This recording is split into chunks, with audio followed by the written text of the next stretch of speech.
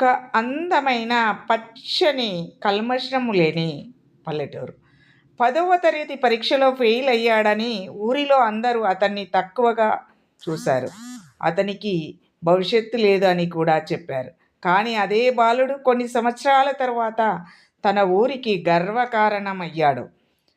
అతను ఎలా విజయాన్ని సాధించాడో తెలుసుకోవాలంటే ఈ కథను పూర్తిగా చదవండి. ఎంతో ఆసక్తికరమైన కథ. చూడండి, ఈ బాలుడు పిల్లలతో ఆడుకుంటున్నాడు. ఒక చిన్న గ్రామంలో రాము అనే బాలుడు ఉండేవాడు. రాము చాలా మంచివాడు, కానీ చదువులో మాత్రం అంతగా ఆసక్తి చూపేవాడు కాదు. రోజంతా స్నేహితులతో ఆడుకోవడం, మొబైల్ చూడడం అతని అలవాటు. పరీక్షలు దగ్గర పడినా కూడా అతను సీరియస్గా చదవలేదు. ఫలితం ఫెయిల్, అవమానం. కొంతకాలానికి 10వ తరగతి ఫలితాలు వచ్చాయి. గ్రామంలోని పిల్లలందరూ పాస్ అయ్యారు, కానీ రాము మాత్రం ఫెయిల్ అయ్యాడు. ఆ వార్త విన్న వెంటనే రాము చాలా బాధపడ్డాడు. కొంతమంది గ్రామస్తులు కూడా అతన్ని చూసి ఇలా అనేవారు, ఇతనికి చదువు రాదు, భవిష్యత్తు లేదు. ఆ మాటలు రాముకు చాలా బాధ కలిగించాయి.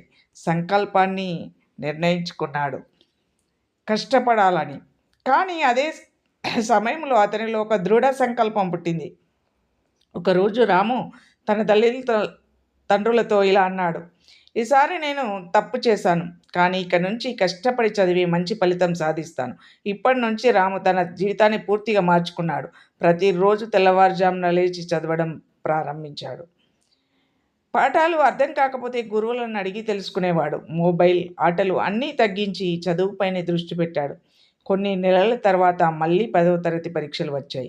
ఈసారి రాము చాలా నమ్మకంతో పరీక్షలు రాశాడు. ఫలితాలు వచ్చిన రోజు గ్రామంలో అందరూ ఆశ్చర్యపోయారు. ఎందుకంటే రాము అత్యుత్తమ మార్కులతో పాస్ అయ్యాడు.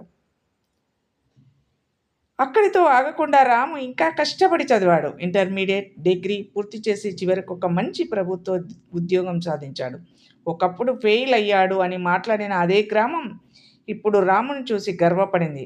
గ్రామ పెద్దలు కూడా ఇలా అన్నారు, ఒక్కసారి విఫలం కావడం అంతం కాదు, కష్టపడి ప్రయత్నిస్తే ఎవరైనా విజయం సాధించగలరు. మరి ఈ కథలోని నీతి, విఫలం అంటే ముగింపు కాదు, అది విజయానికి మెట్టు. ప్రతి ఒక్కరు కూడా దాన్ని తెలుసుకుంటే విజయాన్ని సాధించడం చాలా ఈజీ అని గ్రామ పెద్దలు అన్నారు. కానీ ఆ బాలుడు సంతోషంగా ఊరికి తిరిగి వస్తే చప్పట్లతో స్వాగతం పలికారు. ఇదే విజయం.